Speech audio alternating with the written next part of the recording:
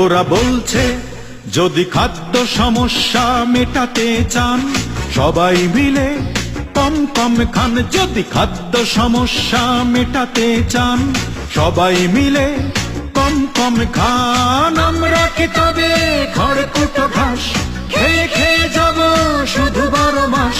খাদ্য যারা দিতে পারে না এই যে তাদের দরকার। আমরা চাই বাংলাদেশ জাতীয়তাবাদী সরকার। আমরা চাই বাংলাদেশ জাতীয়তাবাদী সরকার।